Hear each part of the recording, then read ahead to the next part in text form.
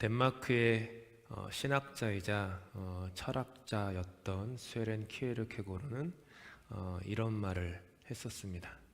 계속 걷기만 하면 만사가 잘 되게 되어 있다. 단순한 말이죠. 우리 교회 어르신들 보면은 하루에 15,000보씩 막 이렇게 걸으시고 그러시던데, 평균적으로 보시면 만사가 잘 되실 거예요. 계속 걷기만 하면 만사가 잘 되게 되어 있다. 물론 다소 과장이 좀 섞인 말이긴 하지만 여기에 인생에 심오한 진리가 담겨 있습니다. 죽음이 무엇이라고 생각하십니까? 죽음은 멈추는 것입니다. 생명은 무엇이라 생각하십니까? 생명은 움직이는 것입니다. 죽음은 멈춤이고 생명은 움직임입니다. 그래서 그 생명을 담은 인생은 여정일 수밖에 없습니다. 여행이에요.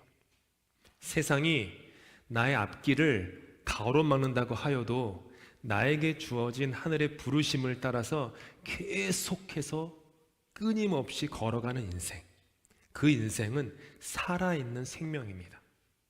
내 앞에 장애물이 있고 어려움이 있고 환난과 근심이 있어서 내가 그 자리에서 멈춘다면 내 육체의 목숨은 유지하고 있는지 모르지만 하나님이 내게 주신 영적인 생명은 죽은 것입니다. 우리의 인생이 무덤입니다. 영혼이 살아있으면 언제나 움직여야 합니다. 절대로 멈춰서는 안 되고 끊임없이 하나님을 향해서 나아가야 합니다. 그렇기 때문에 시편 기자는요, 시편 84편에서 이렇게 노래하였습니다. 주님께 힘을 얻어 순례길에 오른 사람 복되어라. 이 공동 번역인데요.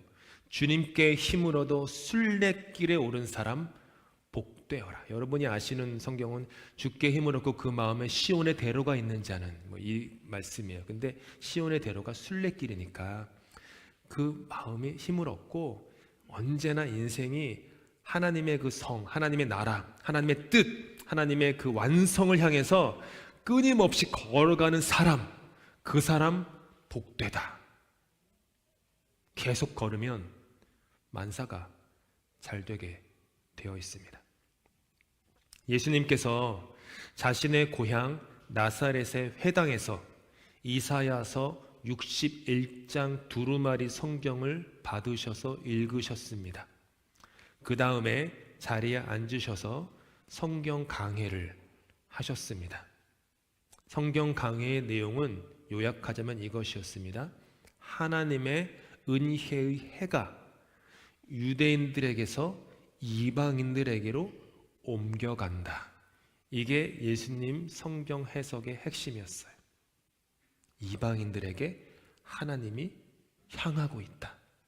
관심이 있다. 그들을 구원코자 하신다. 유대인들은, 나사렛 회당에 있었던 유대인들은요, 선민의식에 꽉 사로잡힌 사람이에요. 선민의식이 뭡니까? 우리는 하나님의 선택받은 민족, 선민의식. 그랬던 그들에게 예수님의 성경 강해는 일종의 모욕으로 여겨졌습니다. 하나님의 선택받은 민족이라는 생각에 사로잡혀서 신앙의 순례길에 오르지 못한 채 붙박이 장처럼 자기 자리에 멈춰 있었던 그들이었기에 그들은 예수님의 말씀을 듣고 분노했습니다. 그래서 갈릴리 구릉 지역의 남쪽 경사면의 낭떠러지 지역에 형성되었던 나사렛 동네 그 낭떠러지에 가서 그들은 예수님을 그 절벽에서 밀어 떨어뜨림으로 말미암아 자신들의 살해 행위를 정당화하려고 했습니다. 왜 정당화되냐 하면 당시 유대인들이 가졌던 종교율법에 의해서 이방인을 향한 하나님의 사랑을 얘기를 하면은 그것은 일종의 민족 반역죄입니다. 민족의 반역죄. 그래서 그 반역죄를 처단하는 형벌 제도 중에 하나가 뭐냐 하면은 벼랑 아래로 밀쳐 떨어뜨리는 것. 이게 형벌 제도예요. 이 형벌 제도는 고대 사회에 늘 있어왔던 형벌 제도입니다. 바울 사도께서 아테네 지역을 여행하실 때에도 그 절벽에 있는데, 절벽에 이제 강의를 하는 곳인데, 예전에는 그곳이 사람을 밀어 떨어뜨림으로 말미암아 사형 집행을 하는 곳이 절벽이었어요. 유대 지역이나 다 이런 게 있었어요. 그렇게 함으로써 자기들의 행위를 정당화하려고 했던 것이죠. 그런데 예수님께서는 아직 죽음을 맞이할 때가 아니었습니다. 이제 막 사역을 시작하셨으니까요. 누가는 그때의 상황을 다음과 같이 우리에게 알려줍니다. 예수께서 그들 가운데로 지나서 가시니라.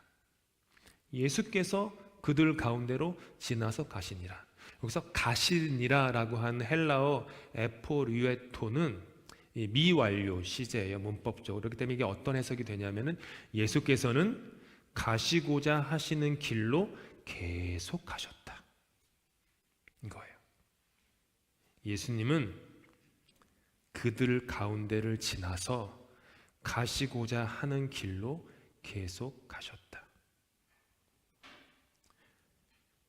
저의 인생에는 다른 사람이 결코 걸을 수 없이 손동이라는 저만 걸을 수 있는 저의 인생의 길이 있습니다.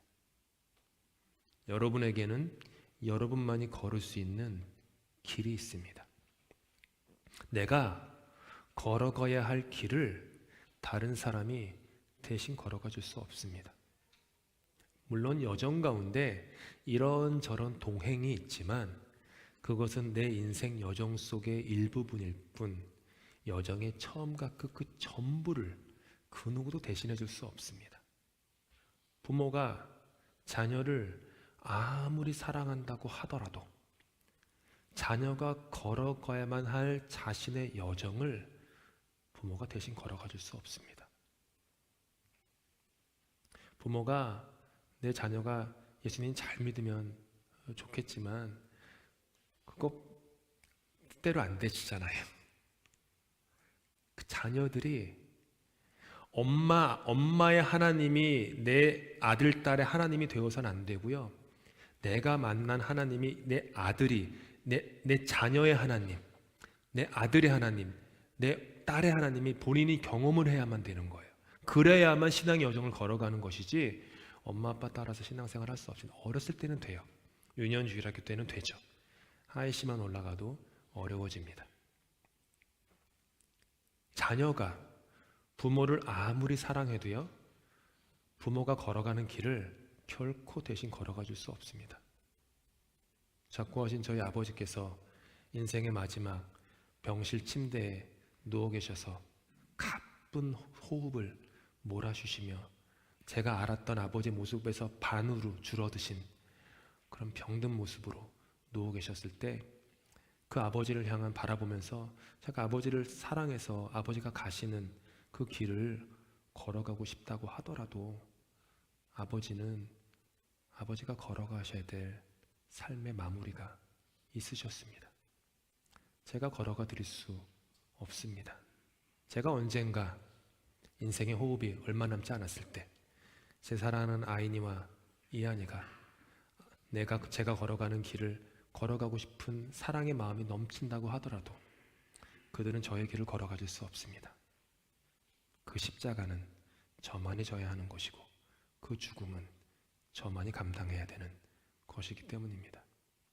사람은 그 사람에게 걸어가야 될 길이 있습니다. 목사와 성도의 관계도 마찬가지입니다. 목사가 성도의 길을 대신 걸어가 줄 수 없고 성도는 목사의 길을 대신 걸어가 줄 수 없습니다. 목사는 교인들을 말씀의 생명 강가로 이끌고 갈 수 있지만 격언 중에 말을 물가로 끌고 갈 수는 있어도 말로 하여금 물을 마시게 할 수는 없다라는 격언처럼 비록 목사가 생명 강가 그 말씀으로 교인들을 인도할 수 있을지 모르지만 그를 물을 마시게 해줄 수는 없어요. 제가 떠먹여 드릴 수는 없습니다.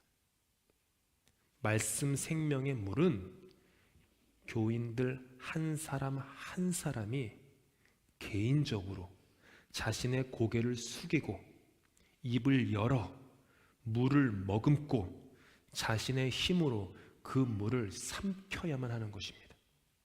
그렇게 우리에게는 우리가 걸어가야 할 우리의 길이 있습니다.